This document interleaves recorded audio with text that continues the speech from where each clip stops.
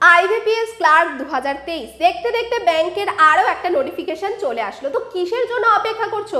আজকে থেকেই শুরু করে দাও 1000 পাজল সিরিজের সাথে পাজল প্র্যাকটিস করা।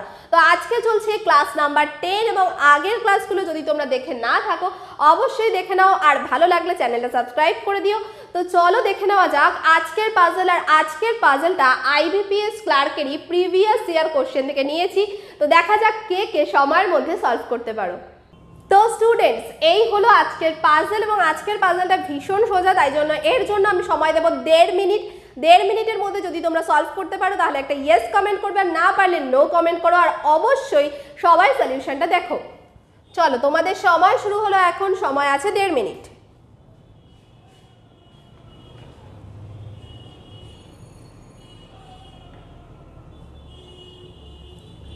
ইয়ার অ্যান্ড ডেট বেসড পাজল রয়েছে।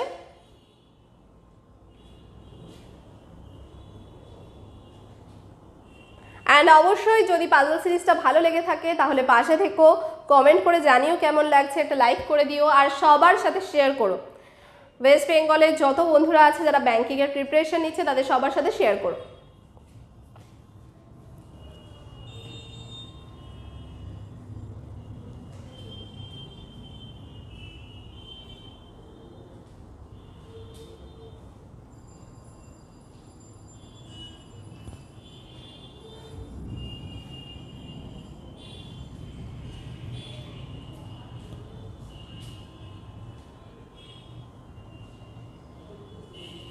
এক মিনিট হয়ে গেছে, আর 30 সেকেন্ড।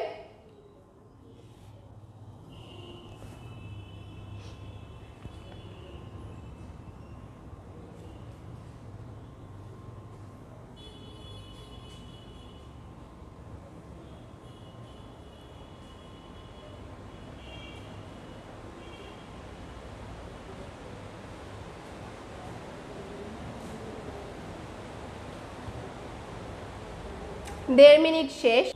তো চলো এবারে সলিউশনটা দেখা যাক কি আছে।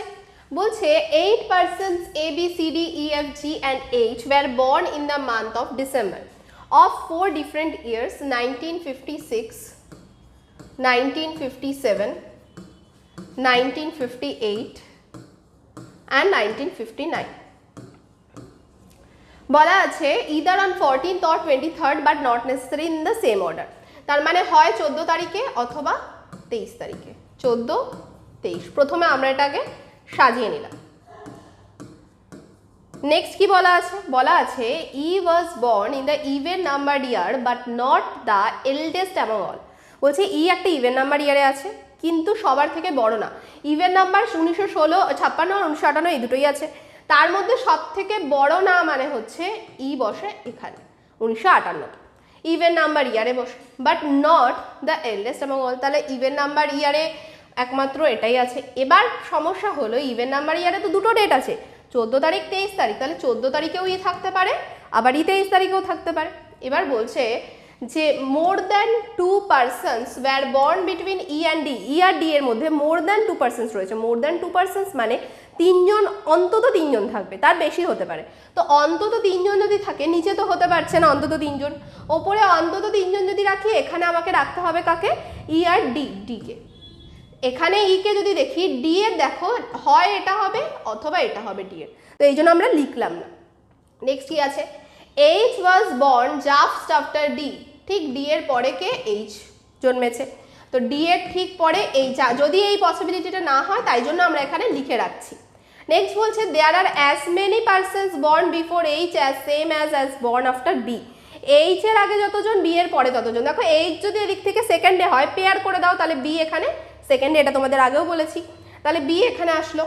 এখানেও আমরা সেম নিয়ে নিই, এইচ এর ওপরে যতজন, বি এর নিচে ততজন, এটা আমরা লিখে নিলাম। এবার বলছে যে G was born before F and after A. G কি? এফ এর আগে কিন্তু এর পরে জন্মেছে, মানে এ জি এফ এইভাবেই জন্মেছে। আর বলছে all were born on the same date. সবাই একই ডেটে আছে। দেখো তো প্রথমটায় একই ডেট ফাঁকা আছে, 23 তারিখ 23 তারিখ 23 তারিখ ফাঁকা আছে, তার মানে এখানে হবে এ, তারপরে জি, তারপরে এফ, তার মানে পরের পসিবিলিটিটা আমাদের দরকারই নেই, এখানে আমি করে দিলাম সি। এই হয়ে গেল আমার উত্তর। তো এই পসিবিলিটিটা আমাদের আর লাগছেই না। এই হয়ে গেল পাজল সলভ। দেখো কত সহজে আমরা সলভ করে দিতে পারছি। পরের দিন আরও একটা পাজল নিয়ে তোমাদের সাথে দেখা হবে। আজকে এই পর্যন্তই। Thank you.